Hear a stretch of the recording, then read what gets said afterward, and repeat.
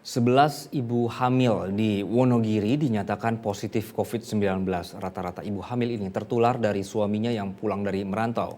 Kemudian di Boyolali dalam sepekan terakhir kembali terjadi penambahan 52 kasus positif dan dari klaster baru yakni klaster keluarga. Sementara dari klaster arisan RT di Kulon Progo, Jogja, total ada 26 orang terinfeksi COVID-19. Program tes swab ibu hamil yang digelar Pemkab Wonogiri menyasar bagi usia kandungan 7 hingga 9 bulan atau trimester ketiga. Tes digelar serentak di 25 kecamatan. Data Satuan Tugas Percepatan Penanganan COVID-19 Wonogiri, total 930 ibu hamil yang menjalani tes swab, hasilnya 11 orang positif.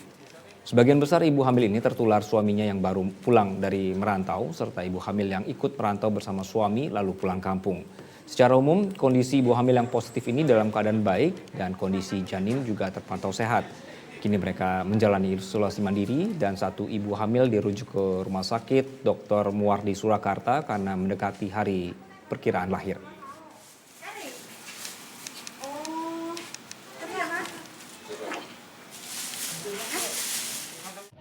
Kami lanjutkan di Boyolali. Dalam sepekan terakhir kembali terjadi penambahan kasus pasien terkonfirmasi positif COVID-19. Tambahan 52 kasus berasal dari klaster baru yang muncul, yaitu klaster keluarga. Penambahan yang masih relatif tinggi ini dimungkinkan karena serangkaian tes swab yang terus dilakukan Dinas Kesehatan Boyolali berdasarkan tracing pasien positif sebelumnya. Juru bicara Satgas Covid Boyolali sekaligus juga Kepala Dinas Kesehatan Ratri Sulfi Valina menjelaskan klaster keluarga ini berasal dari dua keluarga, masing-masing di Ngemplak dan juga Ampel. Adanya penambahan 52 kasus ini, total kasus di Boyolali mencapai 868. 82 masih dirawat, 59 isolasi mandiri dan 694 selesai isolasi mandiri dan 33 meninggal dunia.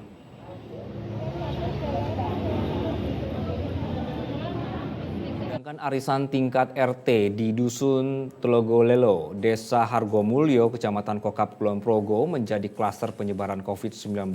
Ada 26 orang terinfeksi.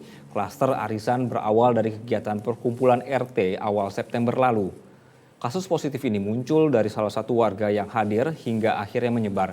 Upaya mencegah penyebaran, pihak Pedukuhan ini mengambil langkah dengan mengisolasi satu RT awal penularan.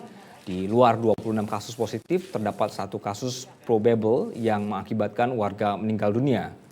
Gugus Tugas COVID-19 Kulon Progo mencatat ada 5 klaster. Dari kelima klaster ini, 3 klaster dinyatakan sembuh total. Klaster Lendah 11 orang, klaster Sri Kayangan 11 orang, dan klaster Palihan 7 orang. Sedangkan 2 klaster masih terdapat kasus positif, yakni klaster Gunung Gempal dan juga Arisan Kokap. Keperluannya